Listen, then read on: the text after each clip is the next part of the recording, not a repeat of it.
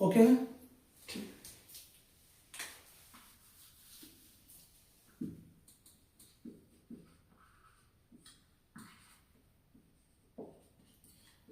हम लोग पिछले क्लास में पढ़े थे कि अम्ल और क्षार की परिभाषा और साथ में अम्ल और क्षार के कॉन्सेप्ट, उनके परिकल्पना कौन दिया था, और साथ साथ में हमने ये बताया था कि अम्ल के भौतिक गुण, मतलब कि अम्ल को कैसे पहचान करेंगे भौतिक रूप से, और फिर अम्ल को कैसे पहचान करेंगे रासायनिक रूप से।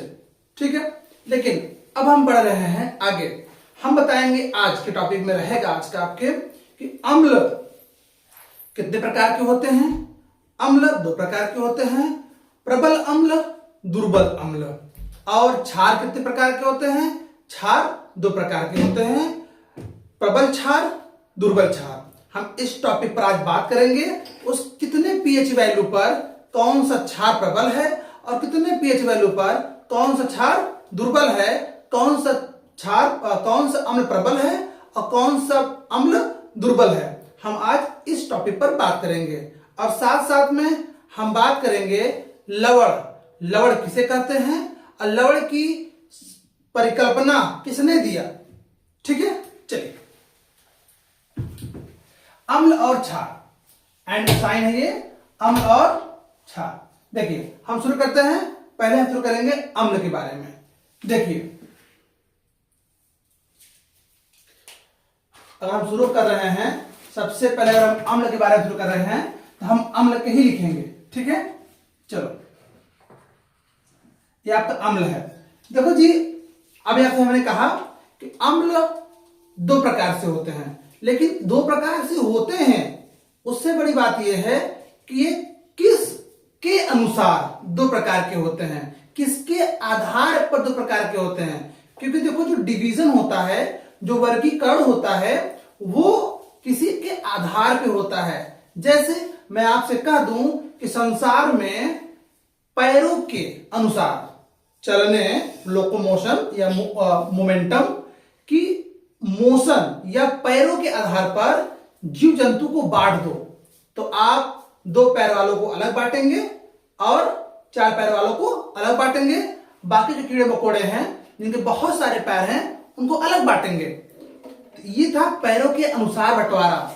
अगर मैं आपसे कह दूं कि आप वर्गीकरण करिए बालों के हिसाब से, बाल अगर भूरे हैं तो उसको अलग बांटिए, सफेद ब्लॉन्ड, अगर सफेद बाल है जो ब्लॉन्ड बोलते हैं, उसे अलग बांटिए। अगर मैं काला कहूं तो अलग बांटेंगे। बालों के हिसाब के, बालों के रंगों के हिसाब से आप बांट देंगे। तो वैसे ही जो हम प्रबल अम्ल दुर्बल अम्ल की बात कर रहे हैं, वो किसके अनुसार है, ऐसा क्या ऐसी क्वालिटीज हैं, ऐसा क्या परिभाषा है कि वो अम्ल प्रबल है और वो दूसरा अम्ल क्या है, दुर्बल है।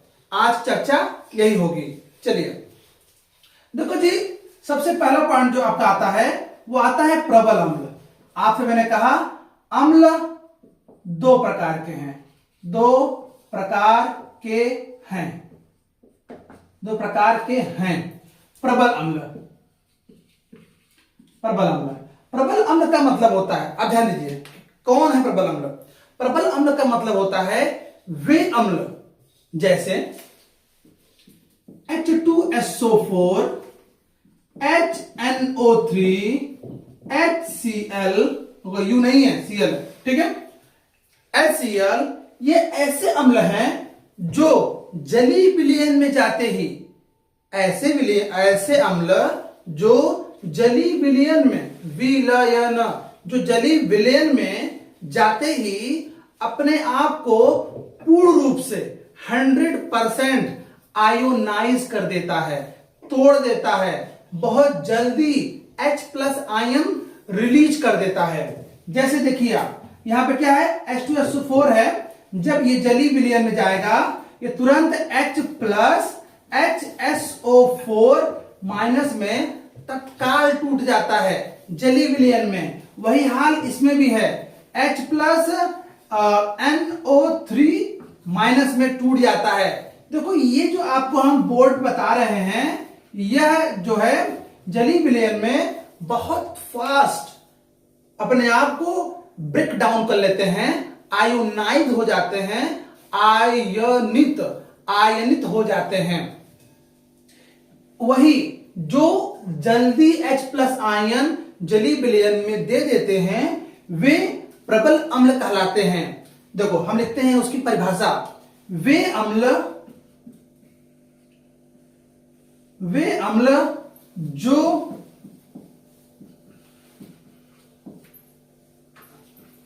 जलीय विलयन में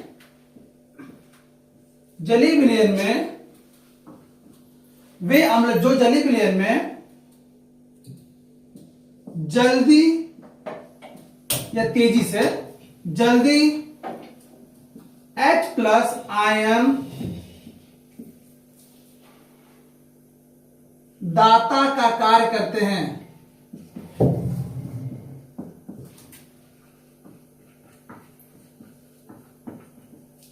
वे अम्ल जो जलीय विलयन में जल्दी H प्लस आयन दाता का कार्य करते हैं, मतलब देने का कार्य करते हैं, प्रबल अम्ल कहलाते हैं। यही इसका अच्छे से परिभाषा है। ठीक है, इसके एग्जाम्पल आप ये लिख सकते हैं, निसंदेह यह प्रबल अम्ल ही हैं। ठीक है, देखो अब आपके मन में होगा कि दुर्बल अम्ल किसे कहते हैं, तो दुर्बल अम्ल ठीक इसका उल्टा है। जैसा कि मैंने आपको प्रबल अम्ल के बारे में बताया, ठीक इसका उल्टा ही दुर्बल अम्ल है। क्या होता है दुर्बल अम्ल? दुर्बल अम्ल क्या है? दुर्बल अम्ल वे अम्ल हैं, दुर्बल अम्ल वे अम्ल हैं, वे अम्ल जो जलीय विलयन में H प्लस आयन धीरे धीरे दाता का कार्य करते हैं, दाता का कार्य करते हैं।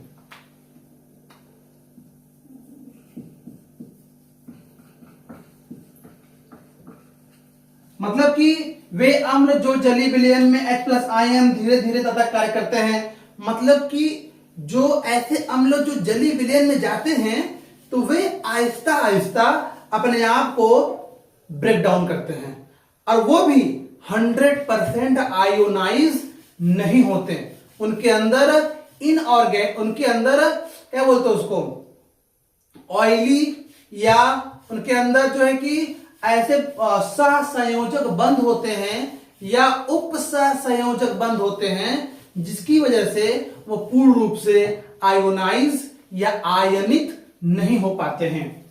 देखो जैसे कि आपका है HCOH, इसको बोलते हैं फार्मिक, क्या बोलते हैं, फार्मिक अम्ल। देखो जो ऊपर भुला गए हम, इसका नाम है सल्फ्यूरिक अम्ल, नाइट्रिक अम्ल, हाइड्रोक्लोरिक अम्ल। इसका नाम क्या है, फार्मिक अम्ल, जिसको बोलते हैं मेथिनोइक बोलते हैं। अगर इसका हम ब्रेक डाउन करेंगे तो ये बनेगा COO माइनस H प्लस। ये आयोनाइज पूर्ण रूप से जलीय विलयन में नहीं होगा। इसको H प्लस आयन देने में जलीय विलयन में आहिस्ता आहिस्ता देता है, इसीलिए इसको दुर्बल में रखा गया है। ठीक, हम बात करते हैं एसिटिक एसिड की बात करते हैं, जिसको बोलते हैं एथेनोइक अम्ल बोलते हैं। Ethanoic CH3COOH plus.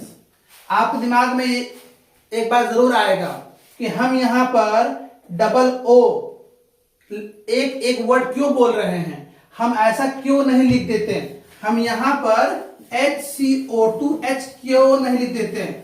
याद रहे, कभी भी रासायनिक विज्ञान में, रसायन में जो भी कोई फॉर्मूला लिखी जाती है तो उसके पीछे एक विशेष वजह होती है।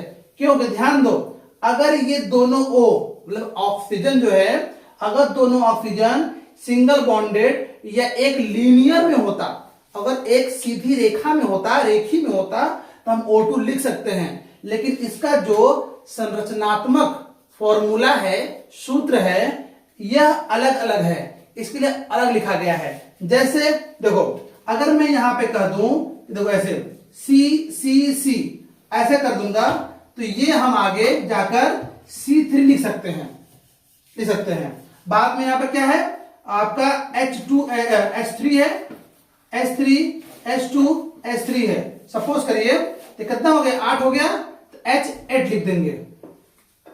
लेकिन इन द केस ऑफ, इसके ऐसा नहीं है।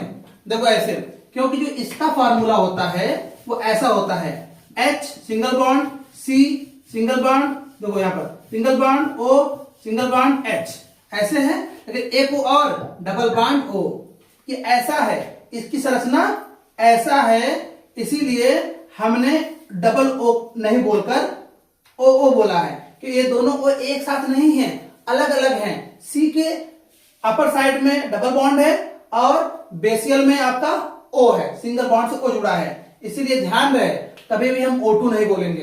अब आते हैं टॉपिक पे, ठीक है। चलो देखो, हम कह रहे थे कि जो अम्ल जलीय विलयन में धीरे धीरे H+ आयन रिलीज करते हैं वो होते हैं दुर्बल अम्ल, ठीक है।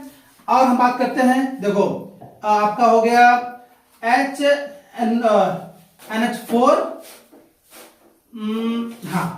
NH4Cl ले लो, NH4Cl ले लो, एक प्रकार का ये भी अम्ल ही है। इसको हम जब ब्रेक डाउन करेंगे तो क्या निकलेगा, इसमें रहेगा NH2Cl माइनस H+। ध्यान रहे आपको कि ऐसे यौगिक जो जलीय विलयन में आहिस्ता आहिस्ता अपने आप को H+ आयन देते हैं, दाता का कार्य करते हैं, दुर्बल अम्ल कहलाते हैं। ठीक यही प्रोसेस आपको क्षार में भी देखने को मिलेगा। लेकिन सबसे पहले आपको बता दूं मैं अम्ल के बारे में, ठीक है। आपका प्रबल अम्ल का परिभाषा, उसका एग्जाम्पल, और दुर्बल अम्ल की परिभाषा, उसका एग्जाम्पल। आप इसको नोट कर लीजिए, बोर्ड एग्जाम में ये जरूर आता है, आप जरूर लिखिएगा इसके बारे में, ठीक है। चलिए अब आते हैं हम लोग इसके अम्ल के दूसरे पहलू से, पीएच वैल्यू कितना होना चाहिए कि ये अम्ल तेज है। चलो मैं इसको ऐसे ही बता देता हूं, ठीक है। देखो अगर प्रबल अम्ल अगर है, देखो आप जानते हैं कि जो एक प्रोडक्ट होता है पीएच वैल्यू का एक स्केल होता है, वह स्केल शुरू होता है 0 से, खत्म होता है 14 पर, ठीक है। तो वो होता है 1 2 3 4 5 6 7 8 9 10 11 12 13 14 पहले तक का है, ठीक है। अगर देखो 1 2 3 4 5 6 7 8 9 10 11 12 13 14 का पहले से रेडी आपका है।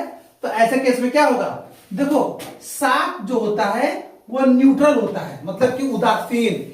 इस अवस्था में शुद्ध जल का पीएच वैल्यू है, ठीक है। लेकिन जैसे जैसे हम 7 से दूर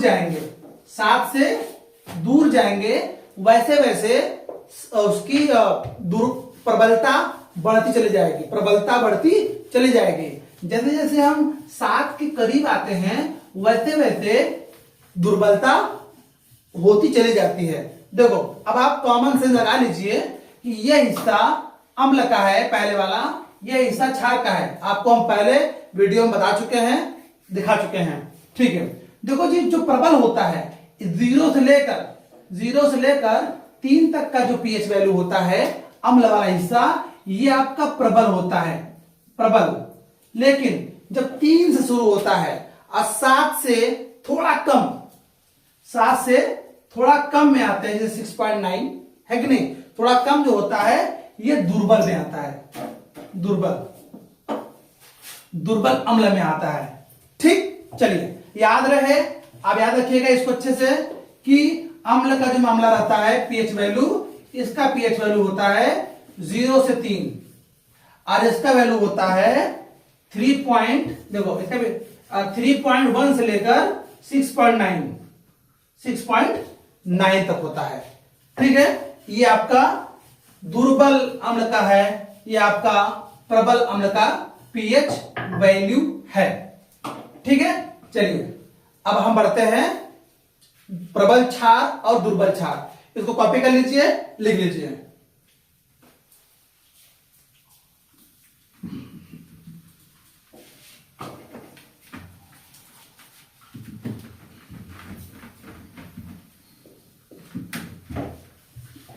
चलो हम शुरू करते हैं अब क्षार के प्रकार। ठीक है, चलो।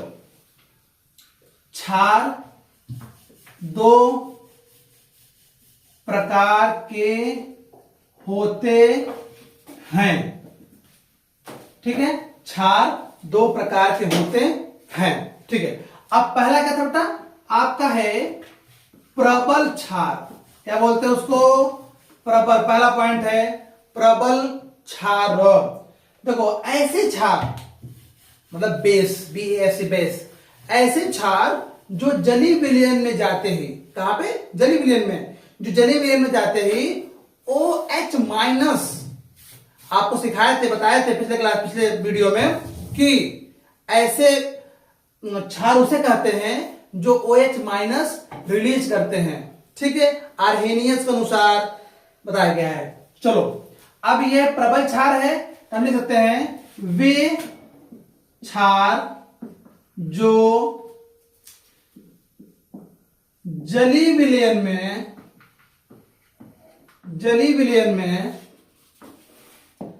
जल्दी OH माइनस आयन दाता का, OH माइनस आयन दाता का कार्य करते हैं,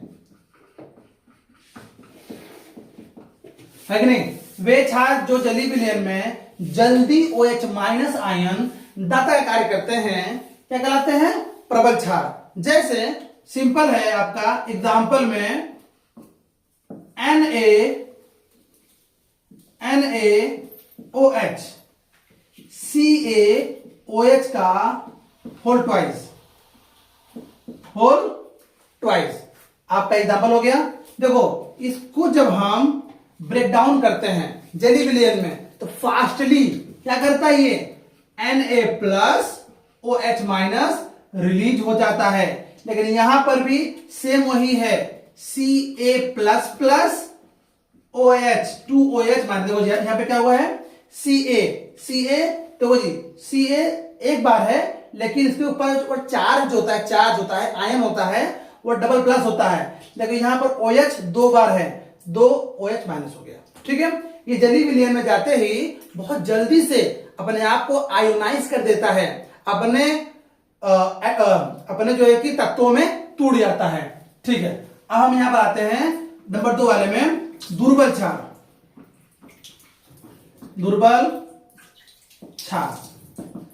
अब ये दुर्बल क्षार क्या होता है? हम बताए थे आपको कि ठीक अम्ल वाला हिसाब किताब यहां पर रहेगा कि वे क्षार जो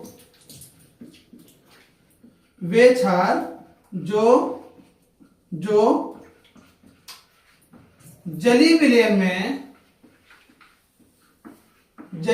में OH माइनस आयन धीरे धीरे दाता का कार्य करते हैं। आप नोट्स बनाते रहिएगा, ठीक है, भूलेगा नहीं। OH माइनस आयन धीरे धीरे दाता कार्य करते हैं। जैसे यहां पर आपका है एल्युमिनियम OH का होल थ्राइस, आपका मैग्नीशियम Mg कैपिटल लेगा, M कैपिटल M है जी, OH का होल ट्वाइस। जब इसको हम थोड़ा ये जो है ये दुर्बल क्षार में आता है। देखो यहां पर एल्युमिनियम के पास 3+ है, इसीलिए OH को 3 बार एडजस्ट किया है। यहां Mg के पास 2+ है, इसीलिए OH को 2 बार एडजस्ट लिया है। यहां पर अगर ब्रेकडाउन होगा आहिस्ता, बहुत धीरे धीरे होता है, बहुत स्लो होता है, तो H+++ हो जाएगा और 3 OH माइनस निकलेगा, 3 OH माइनस निकलेगा। और यहीं भी केस क्या है, Mg के पास डबल प्लस है, तो Mg++, तो 2 OH माइनस, 2 है ये, 2 OH माइनस। लेकिन शर्त यह है कि यह बहुत ही आहिस्ता OH माइनस रिलीज करता है, देने का कार्य करता है, इसीलिए इसको दुर्बल कैटेगरी में रखा गया है। ये इसका एग्जाम्पल है, ठीक, याद रहेगा, इसको आप लिख लीजिए। हम आते हैं कि पीएच स्केल पर कौन दुर्बल है और कौन प्रबल है। चलिए देखते हैं, फिर आते हैं हम लोग, जो जी आपका पीएच स्केल है आपको हम अमल बताए दिए हैं। यहां पर 7 है, 8, 9, 10, 11, 12, 13, 14। तो ये अगर आपका हो गया 8, 9, 10, 11, 12, 13, 14। अब हमने आपसे कहा भी था कि 7 पर शुद्ध जल का पीएच वैल्यू है। तो अगर हम 7.1 से बढ़ेंगे तो हम क्षारत्व, क्षारीय गुण की तरफ बढ़ेंगे। तो इसमें क्या होगा, 7 से हम शुरू करते हैं, 7 से लेकर 11 तक, कितना, 11 तक, 7 से लेकर 11 तक दुर्बल। हमने आपसे कहा भी था, मैं फिर से कह रहा हूं, आपसे कह रहा हूं कि 7 से दूर जाओगे तो क्षारीय गुण बढ़ता है, 7 से कम जाओगे तो अम्लीय गुण बढ़ता है। जो 7 के करीब होता है वो दुर्बल होता है, जो 7 से दूर होता है वो प्रबल होता है। तो ये जो यहां जो इतना हिस्सा है 7 से 11 वाला, वो 7 के करीब है, इसीलिए होता क्या है कि वो दुर्बल क्षार में चला जाता है, दुर्बल।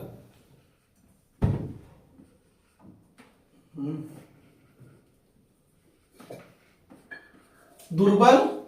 और जो 7 से लेकर 14 तक है वो क्या है, प्रबल है, प्रबल क्षार है, ठीक है। यहां लिख देते हैं कि 7.1 से लेकर 11 तक, तो प्रबल वाला है ना, सॉरी, 11.1 से लेकर 14 तक ये आपका प्रबल में है, और 7.1 से लेकर 11 तक क्या है आपका पीएच वैल्यू, आपका दुर्बल में है, ठीक है। ये भी आप नोट कर लीजिएगा, एग्जाम में आएगा तो आप जरूर लिखिएगा, ये भी इसकी जरूरी है हिस्सा, ठीक है। आज आपका हो गया, प्रबल क्षार भी हो गया, दुर्बल क्षार भी हो गया। हम आगे बढ़ते हैं। देखो जी, इतना होने के बाद एग्जाम में एक क्वेश्चन और आता है। क्वेश्चन ये आपका ये आता है, अम्ल क्षार का ही आपका टॉपिक है, जिसको बोलते हैं सांद्रता। सांद्रता किसे कहते हैं, तनुता किसे कहते हैं। तो ये एक लेबोरेटरी की मैटर है, लेबोरेटरी, जो प्रयोगशाला में जाते हैं, आप भी जाएंगे, आज नहीं तो कल जरूर जाएंगे। कुछ लोग का ऐसा विद्यालय होता है जहां पर प्रयोगशाला पहले से मौजूद रहता है, तो अपने ही प्रयोगशाला में अपने इन्हीं केमिकलों को अपने आंखों से देखते हैं और प्रयोग करते हैं, ठीक है। चलिए, तो कुछ एक वर्ड है सांद्रता, किताब में आपको देखने को मिलेगा सांद्रता। सांद्रता क्या है, तनुता क्या है, तनुता, तनुता क्या है। जैसे आपको मैं एग्जांपल दे रहा हूं, ठीक है। चलो, आपका जो है कि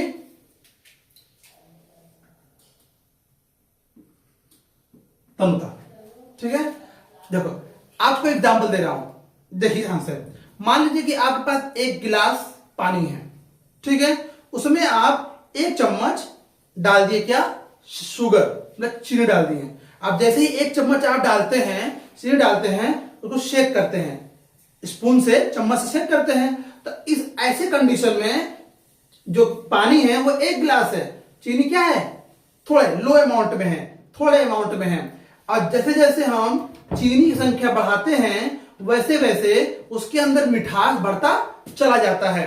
तो ध्यान दीजिए, जब कम मीठा था, जब वो पानी जिसमें चीनी मिलाया गया है, जब वो कम मीठा था, तो ऐसे कंडीशन में हम ये कहेंगे कि उस पानी में चीनी की मात्रा तनु है।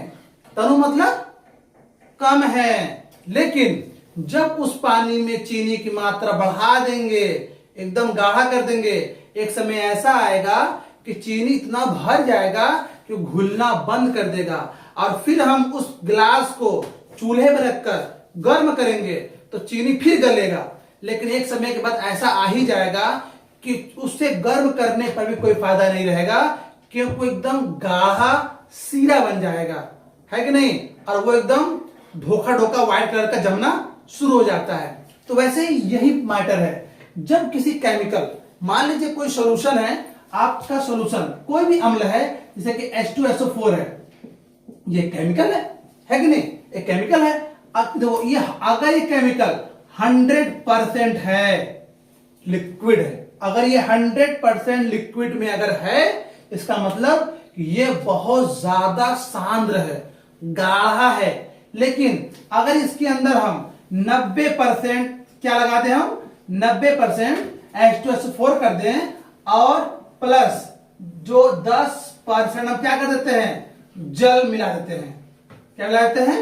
जल मिला देंगे, 100 तब होगा। तो इसका मतलब अब इसके अंदर जो सांद्रता क्या हो रही है, सांद्रता कम हो रही है। अगर मैं यहां पे 80 कर दूं, 80%, अगर यहां 20 कर दूं, पानी की मात्रा बढ़ा दे रहा हूं, अब इसकी क्वालिटी क्या कर रहा हूं, घटा दे रहा हूं, मतलब जल आपका रहेगा, जल आपका रहेगा। इसका मतलब अब इसकी क्वालिटी और घट रही है कि नहीं? फिर 70 पे मैं आ रहा हूं, फिर 60 पर, फिर 50 पर। हर बार जितना उसका ml कम करूंगा, उतना ही ml मैं जल का बढ़ा दूंगा, जल वाला हिस्सा बढ़ा दूंगा। जैसे ही हम इसके जल वाले हिस्से को बढ़ाते चले जाएंगे, तो उसकी क्वालिटी घटती चली जाती है, क्वालिटी घटती चली जाती है। एक समय ऐसा आता है कि इसकी जो क्वालिटी है एकदम कम हो जाती है उस जली विलयन में। अब हम कहते हैं 40 कर देंगे प्लस 60 कर देंगे जल। अगर हम 30 करते हैं प्लस 70 कर देते हैं। अब देखो जी, ऐसे कंडीशन में क्या हो गया कि अब जल की क्वालिटी, जल की क्वांटिटी स्तर बढ़ रहा है और जो H2SO4 जो अम्ल है उसका स्तर घट रहा है। इसका मतलब है, ध्यान देना, 60 के ऊपर, याद रहे, 60 के ऊपर का हिस्सा को हम सांद्र कहते हैं, ये हिस्सा। और 50 से कम अगर हम जाएंगे, इसका मतलब है हम तनुता की तरफ बढ़ते चले जा रहे हैं। जैसे जैसे, अरे ध्यान रहे, ये दिमाग में मत बिठाइएगा कि ये सिर्फ H2SO4 के लिए बता रहा हूं। कोई भी अम्ल हो, कोई भी क्षार हो, मैं चाहे इसके लिए अम्ल की बात करूं, चाहे NaOH का सॉल्यूशन आपका है, NaOH का सॉल्यूशन है, विलयन है, मैं इसकी बात करूं, कोई बात करूं, अगर यह 100% रहेगा, अगर यह 100% रहेगा और जैसे जैसे जल बढ़ाऊंगा, इसकी वैल्यू कम करूंगा, अंत में हम ये पाएंगे कि एक समय ऐसा आएगा कि एकदम जो कोई भी केमिकल हो, हम ये पाएंगे कि उसकी जो सांद्रता है एकदम कम हो जाएगी, जिसको हम तनुता कहते हैं। क्या कहते हैं? तनुता कहते हैं। और अब आ गए हम लोग एकदम लोएस्ट पॉइंट पे आ गए, जिसमें जल 90 हो गया और जो हमारा कोई भी हम लोग कोई भी क्षार हो वो क्या हो गया, एकदम लो पॉइंट पे आ गया। आपको याद रहे अच्छे से कि कोई भी केमिकल हो, अगर उसका केमिकल का पार्ट जली विलयन में ज्यादा होता चला जाएगा, इसका मतलब है उसकी सांद्रता बढ़ती चली जाएगी। अगर उसके अंदर पानी हम मिला चले जाते हैं, वैसे ही और उसका क्या होता है, उसका तनुता बढ़ती चली जाती है। पानी मिलेगा, तनुता बढ़ेगा, पानी घटेगा, सांद्रता बढ़ेगा। ध्यान रखना। इसीलिए कभी भी जो हम लैब में जाएंगे, अगर लैब में किसी बोतल के ऊपर सांद्र NaOH लिखा हुआ है, देखो इसको, और हाँ अंग्रेजी में ध्यान देना, अंग्रेजी में क्या होता है, CONC, इसको बोलते हैं कॉन्क। अगर ऐसे लिखा हुआ है कॉन्क NaOH लिखा हुआ है, इसका मतलब है कि वो सांद्र NaOH है, बहुत ज्यादा खतरनाक है। अगर वहीं पर DIL, इसको बोलते हैं दिल बोलते हैं, इसको बोलते हैं डाइल्यूट, तो दिल से काम चलाते हैं, दिल। डाइल्यूट NaOH अगर लिखा हुआ है, इसका मतलब है यह तनु NaOH है, तनु NaOH का सॉल्यूशन है, विलयन है। सेम इसका जैसा ये वैसा ये है। फर्क इतना है इस वाले के लेयर में NaOH की क्वालिटी 1 नंबर का है, इस वाले में NaOH की क्वालिटी थोड़ा सा लो नंबर पे है। यही नहीं मतलब कोई भी केमिकल जो सोल्यूशन में है हम उसकी बात कर रहे हैं। समझ गए होंगे आई थिंक, ठीक है। चलिए सांद्रता और तरलता आप समझ गए होंगे कि क्या क्या कैसे होता है। देखो जी हमारा कहने का ये मतलब है कि जैसे जैसे जल का स्तर बढ़ेगा क्वालिटी घटेगा। आप देख रहे हैं आजकल सोना चांदी का मार्केट भाग रहा है। सोना इतना महंगा हो गया है कि लोग परचेस नहीं कर पा रहे हैं। तो वो कह रहे हैं ना कि भैया 1,67,000, 70,000, 75,000, 62,000 सोना 100% मतलब 24 कैरेट का सोना मिलेगा। लेकिन जब हम कैरेट घटाएंगे, जैसे कि अगर 24 कैरेट का सोना अगर 1,68,000 का अगर आ रहा है, तो अगर हम 18 कैरेट पे जाएंगे तो आप जानते हैं ऑटोमेटिक इसका दाम गिर जाएगा, क्योंकि हमने क्वालिटी 24 कहां पे आ गया, मैं 24 से 18 पे आ गया।